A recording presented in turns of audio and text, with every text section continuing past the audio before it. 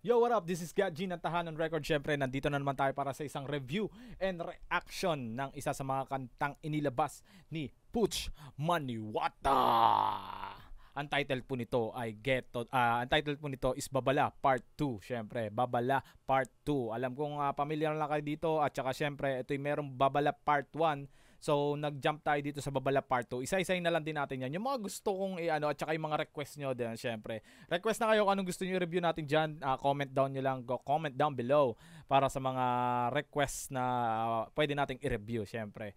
So, ayun. Unang-una, maraming salamat nga pala, syempre, sa Gero Gospel Clothing, Got Music Production, syempre, Marinduque Mobsters, Tahanan Records, Urbanista Clothing, Yalip Tattoo, Bogchi Pare sa Las Piñas, ayan, Dreamtown Clothing, Street King Clothing, Capitolio, Game Day Clothing, Paring Boy at 2for12 Food Hub at syempre sa lahat ng True Brown Style, ayan, sa iba't ibang parte ng mundo, worldwide, at saka sa dito sa Marinduque. Sa lahat ng True Brown Style dito sa Marinduque, syempre, Salvaria Hood, Brown Pride Crib, at saka Santa Cruz Truce, and then Royal Duxud. Ayan, maraming salamat. Kung hindi ka pa nakasubscribe dito sa akin, subscribe ka na dyan sa baba. Andyan lang sa baba, pindutin mo lang subscribe. Yan, road to 5K, 5,000 subscriber na tayo. Kaya subscribe na kayo para kung gusto nyo pa ng mga review na ganito, testingin na natin to. Syempre. So, ayun, nandito tayo para sa isang Ghetto Dogs. Actually, mali tong title niya is Babala Part 2 dapat to, and then by Puch Maniwata. So ayun, ang nag-upload nito is si GHTO15, Ghetto 15. Ito ay merong 1.9 M views 15 years ago. Inilabas tong kanta na to. God damn, 15 years ago. It's been so tagal, diba? So tagal na. Napaka-tagal na nito.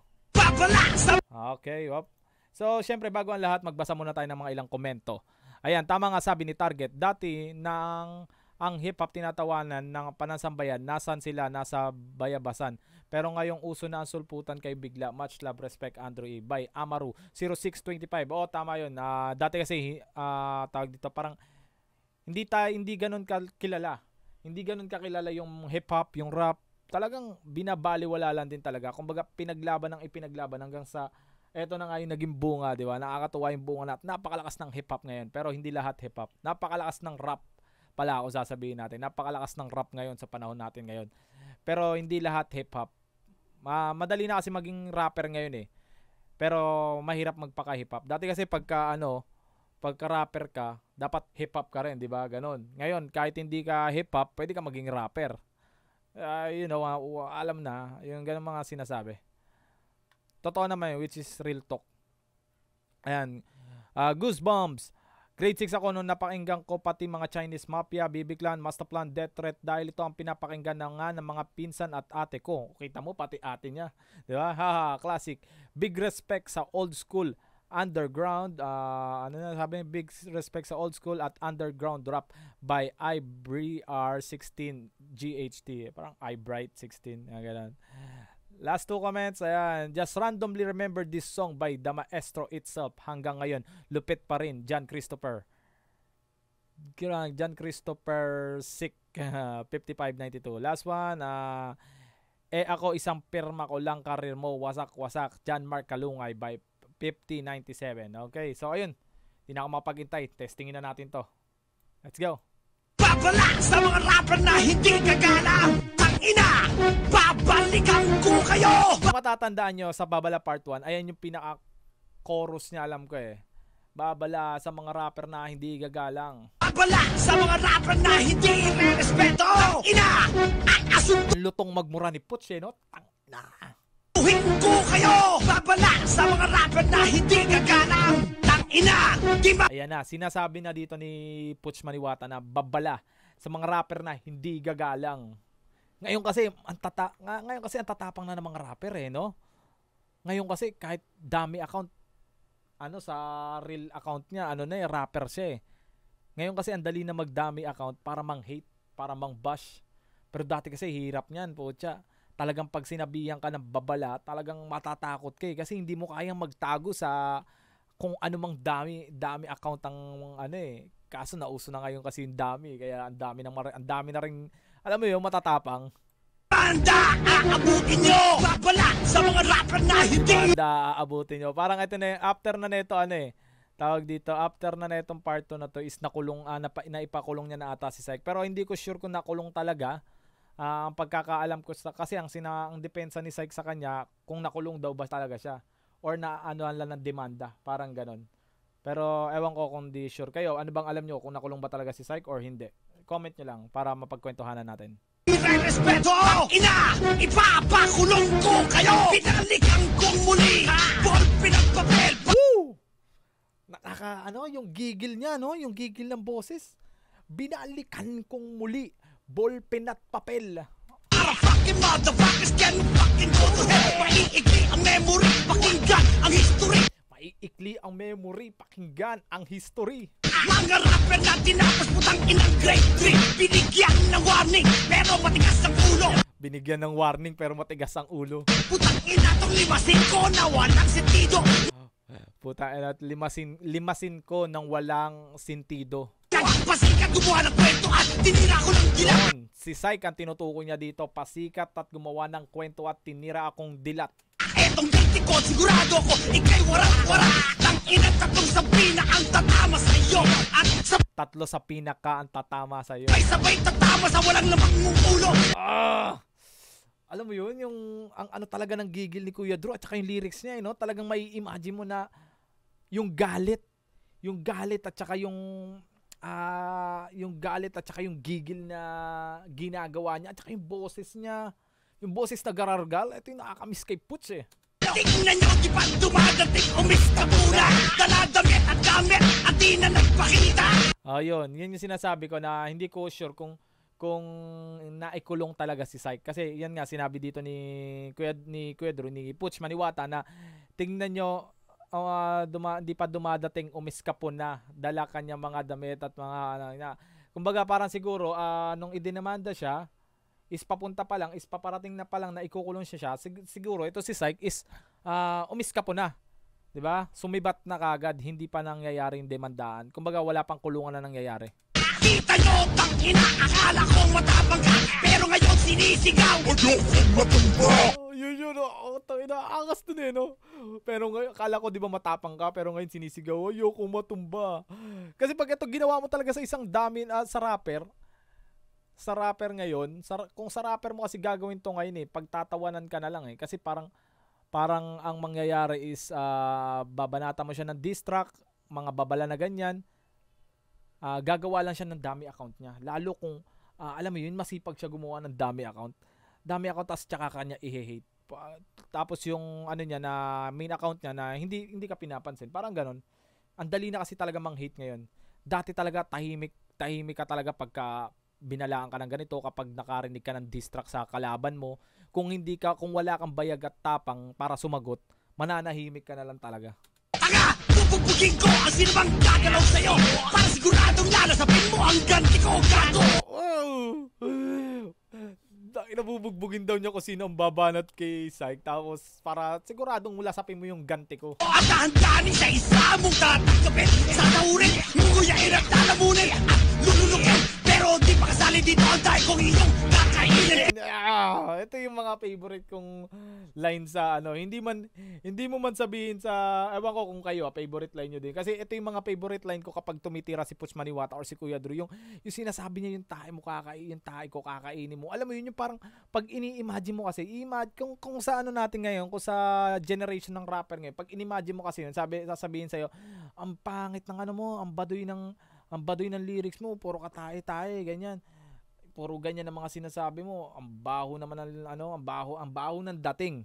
Pero kung iisipin nyo, man, sa totoo lang, kung iisipin nyo lang na mabuti talaga, yung sinabi niya na yun which is parang kung palalalimin mo yung pangunawa mo, kasi yun tae, galing sa kanya, which is yung mga basura sa katawan niya, yung toxic na basura sa katawan niya is nanggaling sa kanya na ipapakain sa'yo, na kalaban mo, 'di ba? Yun ang mangyayari sa sinasabi niya. Kumbaga, ewan ko kung ano niyo, pero napaka-disrespect nun, man.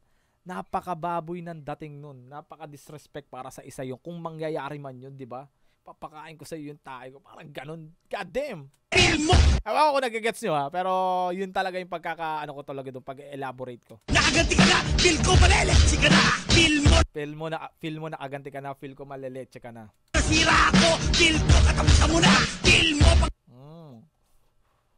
Feel mo nasira ako, feel ko katapusan mo na. tatawanan ako, feel ko umiyak ka na. Tanggapin ang bagsik ng armas kong lital. Ligan ang ganti sa dating pangkistang metal. Oh! Legal ang gante sa dating pangkistang metal. Kasi kagaya na itong sinasabi ko, kung maggagantihan lang din kayo, 'di ba? Mas kung gagamitan mo ng utak, mas mautak ka kung kung idadaan mo sa legal eh. Kasi kung dadaan kayo sa proseso ng batas natin dito sa Pilipinas is napaka-utak mo, pero ang dating sa iyo ng mga ano mo, duwag ka, 'di ba? Pero kung tutuusin talaga, kung pag-iisipan mo, napakagandang idea no, nagaganti ka ng legal kasi yung legal kikita ka pa ng pera, nakaganti ka pa sa kanya, paghihirapin mo pa yung tao. Parang ganon. Kasi kung sakali naman, kung isipin ng mga taong kali talaga, duwag yan, nandidemanda naman yan. Pero, ginagamit mo lang yung utak. Hindi palaging matapang, kumbaga. Pumasok mo 1995, 2005 makukulong. 1995, 2005 makukulong. Ouch. After 10 years, 1995, 2005. Diba? Di sumikat kaya binalian ko ang kabayong ulo mo. 10 years ka na sa rap game. O sige, pwede na yun. Habang buhay ka namang makukulong, kaya okay, solve na ako ron. Tag-ina, 10 years ka 10 years ka na sa rap. Okay na ako doon. Habang buhay ka namang makukulong, kaya sige, okay na ako doon. God damn. 40 verse ang rap mo, tangina sang verse ko lang. 3 version ng CD mo, isang banat ko lang. 3 version ng CD mo, isang banat ko lang. Grabe naman yung mga linyahan ni Putch dito, no? Kung iintindi mo talaga mabuti. Naubos na rhymes mo, di mo pa rin ako napapagsak. Ako ay isang pirma lang, karir mo wasak-wasak. And the only way to escape, and the only way to get out, subo mo tayo ko sa iyong motherfucking mouth. ko sa iyong motherfucking mouth. Wala sa mga rapper na hindi gagana. Ina, babalikan ko kayo. Babala sa mga rapper na hindi respeto. Ina, asuntuhin ko kayo. Alam mo yun, yung parang kung nabubuhay ka sa hate kay Andrew E nung mga panahon na to, talagang matatakot ka kapag narinig mo to eh. Kahit ako alam mo yun, nakikinig lang ako. Kasi hindi ako haters ng side ng Donggalo at ni Kuya Dre. Kaya hindi ako nakakaramdam ng takot eh. Pero parang pag naririnig ko na may hate ka sa Donggalo, parang pag ito papakinggan mo, talagang makakadama ka ng, puta ina, kayang-kayang sabihin ni Kuya Dre yung ganun, di ba? Wala sa mga rapper na hindi gagana. Tang ina, demanda, aabutin nyo. Wala sa mga rapper na hindi respeto. Ina, ipapakulong ko kayo. Tangina nyo, akala nyo sa kanya to nagtatapos. Ito na yung sinasabi ko, second verse ni Kuya Drew. Akala nyo sa kanya to nagtatapos. Walang sawa to hanggat hindi kayo ubos. Mistulang putang ina na boss, ang ating pagtutuos. Ayan na, sinasabi niya na dito yung mga nasa paligid ni Syke or kung sino pa bang yung ibang haters na nangi-hate sa kanya at nagwawalang ya. Idiin ko to pati sa mga rapper na putang laos. Walang katapusang galit ang sa inyo'y idaos. Babalikan ko lahat ng mga rapper na sa akin bumastos. Isalpa sa puwet nyo ang titi ko pagpakaraos. Taina, di ba? Kung iisipin talaga natin yung lyrics niya na yung kagaya na isalpak yung sa magpakaraos. Kung sa generation natin sasabihin, ang baduy, ano ka bakla? Pero kung talagang pakikinggan mo to, alam mo yung sakit, alam mo yung pagkapahiya na mararamdaman mo kapag sa'yo sinabi yun. Yung takot na gagawin sa'yo yun. Puta, isipin mo naman. Hanggang karir nyo maglawat, di nalilitaw pagkatapos. Oh yes, putres. Sa mga sino bang di kagalang, rapper ka, titira ka, ididimanda ka na lang. Wala nang usap-usap, wala nang toxic-toxic. Papailan ka ng putang kaso para talagang sulit. Walang kaibigan, walang kamag-anak. Oh, sino kayo sinasabi niya dito na wala kaibigan, walang kamag-anak, no? Siguro ito nga yung sinasabi kasi parang naalala ko, may nakita ko nabasa sa YouTube na kamag-anak ni H-Bomb, si Ani Sketch, si Syke. Siguro parang, ewan ko lang, yun lang yung nakikita kong idea. Parang yun yung nakikita kong idea na kaya niya nasabi na walang kaibigan, walang kamag-anak. Parang ganun. Sa sino mang bababoy sa akin talagang mapapahama. Kaya ako ko'y tangina! Oh, eto na yung tira niya kay Dikoy. Wawarningan kita! Murahin mo ko sa kulungan, sasamahan mo siya!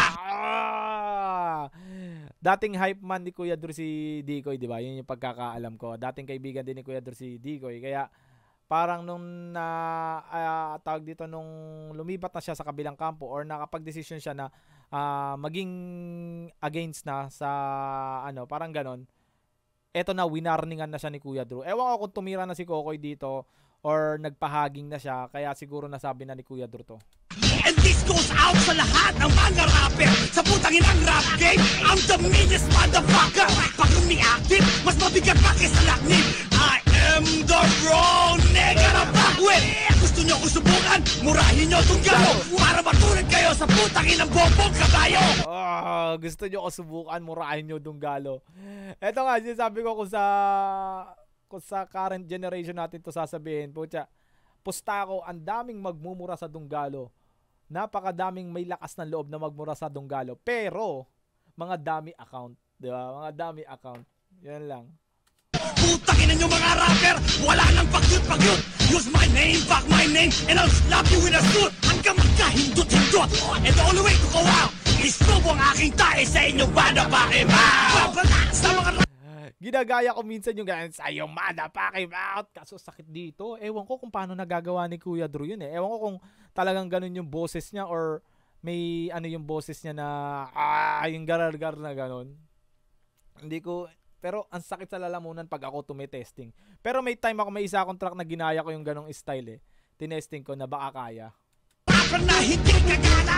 Tangina, babalikan ko kayo. Babala sa mga rapper na hindi. Ito, kung makikita natin dito si Andrew E, si Kuya Drew, si Francis M.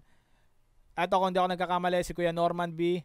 And then si yung isa pa sa yung nakasalamin. Nakalimutan ko na eh. Basta alam ko bass rhyme pass ito eh. Pero etong grupo yata nila na to is Rock All Parties, Rap, R-A-P. Ito, ina, asuntuhin ko kayo. Babala sa mga rapper na hindi gagalang. Tangina, demanda, aabutin nyo. Babala sa mga rapper na hindi i-respeto. Hindi ka ba matatakot sa ganyang chorus niya, di ba? Babala sa mga rapper na hindi gagalang. Hindi ka ba mapapaisip kung gagalangin mo si Kuya Drew o hindi? Kasi iba na kasi talaga ngayon eh, no? Nakakainis eh. Iba na kasi tapang talaga ngayon ng mga bata eh. Oh, ina, ipapakulong ko kayo. Babala sa mga rapper. Pero siguro sa tingin ko pag may nasampulan sa mga bata ngayon na talagang rapper na medyo may kilala na pangalan na tapos nasampulan ni Kuya Drew or alam mo yun ng mga Dunggalo side, tingin ko magtatanda eh. Na hindi gagalang. Tangina, babalikan ko kayo. Babala sa mga rapper na hindi i-respeto. Ina, asuntuhin ko kayo. Babala sa mga rapper na hindi gagalang. Tangina, demanda, aabutin nyo. Babala sa mga rapper na hindi i-respeto. Ina, ipapakulong ko kayo. Tangina nyo, fuck with me and you'll be in fucking deep. May pahabol pa yun. Takin na niya. Fuck with me and you will be the fuck. Grabe man. Ayun, so tapos na. Overall ng kanta na to, audio quality. Siyempre, alam naman natin sablay yung audio quality dito kasi ganito lang talaga noon sa YouTube is naka-1 and upload. Wala pa silang pakialam dito sa subscriber and then sa viewers dito. Wala silang pakialam basta re-upload sila ng re-upload kaya siguro naging ganyan na yung audio quality naging gasgas na. Pero palagay ko may magandang quality niyan. Pero wala ako atang magandang quality niyan. Palagay ko ito rin yung na-download ko dati. Pero ayun nga, audio quality, sablay tayo sa audio quality kasi re-upload naman na to. So understood na yon. And then yung nilalaman ng kanta is more on babala talaga. Sinabi niya dito ni Kuya Drew yung mga nagawa niya sa mga bumastos sa kanya. And then, ang mga mangyayari, sinasabi na dito is yung mga mangyayari sa mga susunod pa na babastos sa pangalan niya. Ganon. Kung ikaw, isa ka sa mga susunod na babastos sa pangalan niya, ito ang mangyayari sa'yo. At ito, ang tandaan mo kapag binastos mo yung pangalan ko. Pakinggan mo to, di ba? Kumbaga may babala na talaga sa utak mo. Ito, chorus pa lang eh. Alam mo na eh. Gets mo na eh, di ba? Yun. So, ayun na yung review and reaction natin para sa Babala Part 2 ni Putch Maniwata. Ayan. Maraming salamat, syempre. Kung di ka pa nakasubscribe sa Tahanan Records, subscribe na kayo para maging updated kayo sa mga nire-review and reaction ng inyong lingkod na si Gatg ng Tahanan Records syempre. And then may para updated din kayo sa mga music namin. Kung hindi nyo man magustuhan kung naboboring kayo at naghahanap kayo ng bagong music, silip lang kayo dito sa Tahanan Records. Maraming music na paparating dyan. Patugtugin nyo lang, sound tripping nyo, malay nyo, magustuhan din ninyo, maging isa sa mga playlist nyo. Ayun, di ba? Subscribe na kayo and then pahinga. Ayan, nood. So, syempre, maraming salamat. Gero Gaspar Clothing, Gat Music Productions, Marinduque Mobsters, Tahanan Records, Urbanista Clothing, Yalip Tattoo ng Las Piñas, Bogchi Pare ng Las Piñas, isa sa mga masasarap na pagkainan yan. Syempre, tawag dito, shawarma. Dreamtown Clothing ng Las Piñas, and then Street King Clothing ng Las Piñas din. Kapitolyo sa Las Piñas din yan. Game Day Clothing, Las Piñas din. Paring Boy, syempre, dito sa Sumanggamog Pog, Marinduque, sa lahat ng mga gustong kumain at dadayo dito sa daan lang kayo, bisita lang kayo sa Paring Boy, dyan sa Sumangga. And then kung tinatamad na kayo pumunta ng Sumangga, meron din tayo dyan sa bayan ng Mugpog, 2412 Food Hub. Ayan, simpleng kainan na itinayo ng business namin syempre. And then True Brown Style, sa lahat ng True Brown Style nationwide. And then shoutout sa Royal Dukes Hood dito sa Marinduque. Ayan, shoutout sa buong sa lahat ng hood na nandito, Salvaria Hood, Santa Cruz Trus, and then Brown Pride Crib na pinanghawakan ni OG Payat, ang inyong lingkod syempre. At syempre Brown Pride Crib ng Cavite. Ayan, shoutout sa inyo. Mabuhay kayo at magpakarami. Maraming salamat. This is Gatg ng Tahanan Records. Now peace. I'm out.